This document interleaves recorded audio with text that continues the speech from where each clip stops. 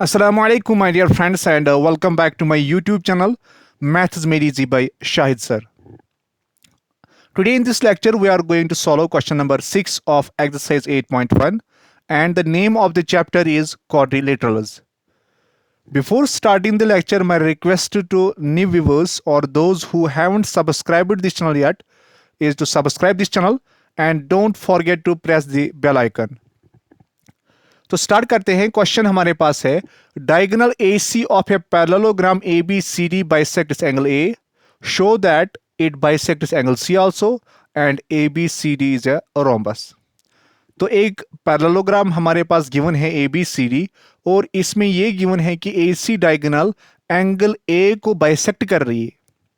इन other words given है कि angle 1 is equal to angle 2।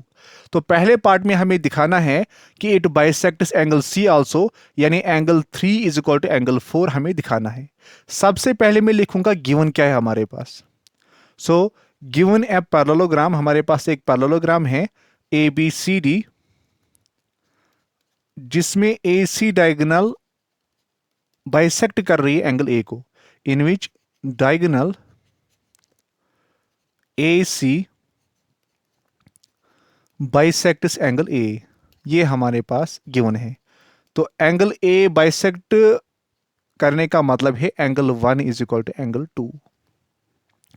अब पहले पार्ट का सॉल्यूशन जो है इसमें हम लिखेंगे, क्योंकि ABCD पैरेललोग्राम है, since ABCD is a parallelogram और आपको ये मालूम है कि opposite sides of a parallelogram are equal and parallel also.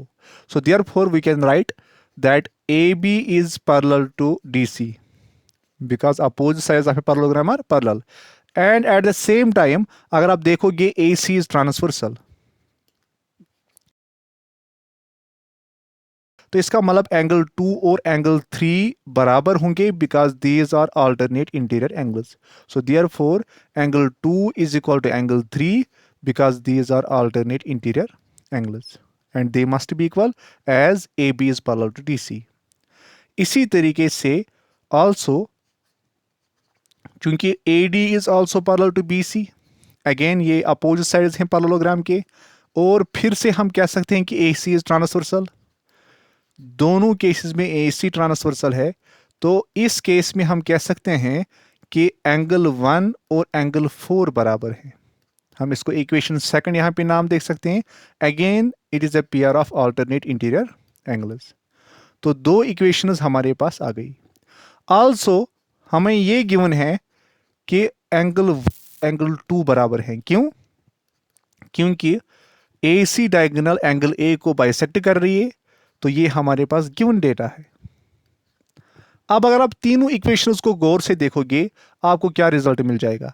अगर आप पहले इक्वेशन सेकंड और इक्वेशन थर्ड को देखोगे, देखो इक्वेशन सेकंड और इक्वेशन थर्ड। इक्वेशन सेकंड में angle 1 is equal to angle 4, equation third में है angle 1 is equal to angle 2, यानी इन दोनों इक्वेशंस का लेफ्ट हैंड साइड सेम है, तो हम कह सकते हैं इनका राइट हैंड साइड भी सेम होगा, यानी angle 2 is equal to angle 4।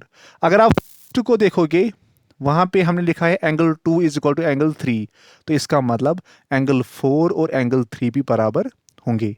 तो इन तीनों इक्वेशन से हमें क्या रिजल्ट मिला, तो हम लिखेंगे from equations first, second and third we gate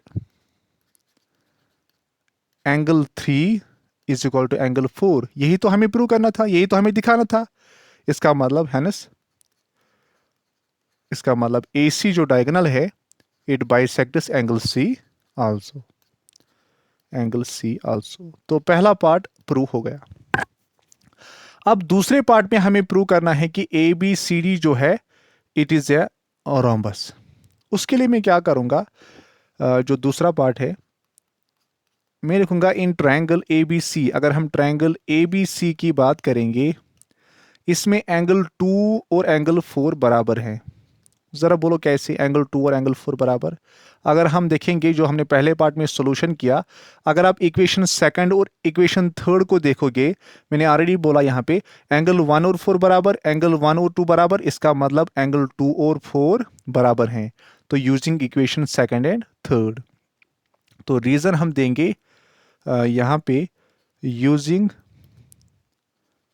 equations second and third, वहीं से हमें रिजल्ट मिला कि angle 2 is equal to angle 4। अब अगर आप इस ट्रायंगल में देखोगे angle 2 is equal to angle 4, इसका मतलब बी सी और ए बी बराबर होंगे। वाई?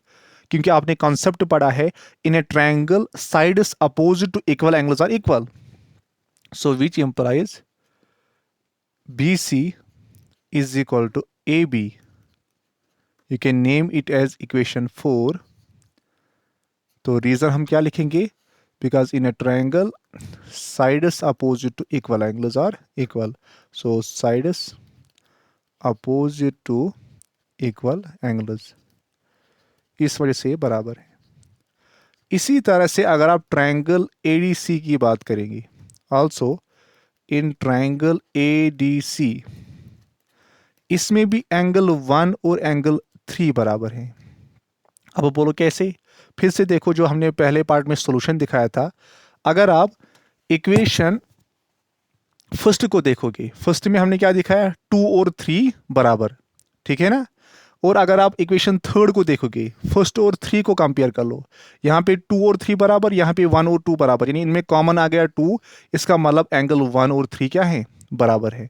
तो using equation first and third हम लिखेंगे यहाँ पे। सो यूजिंग, यहाँ पे reason, using equations first and third, first and third. तब आगे हम क्या लिख सकते हैं जिस तरह से हमने पहले केस में लिखा? सो विच एम्प्लाइज, अब देखो एंगल 1 का अपोजिट साइड कौन है? DC is equal to angle 3 का अपोजिट साइड कौन है? AD, ठीक है ना? तो हम लिख सकते हैं DC is equal to AD and you can name it as equation 5।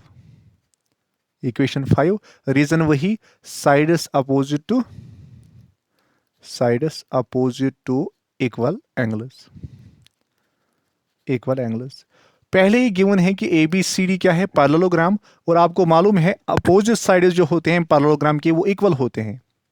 तो हम लिखेंगे also AB is equal to DC and you can name it as equation sixth one, equation 6।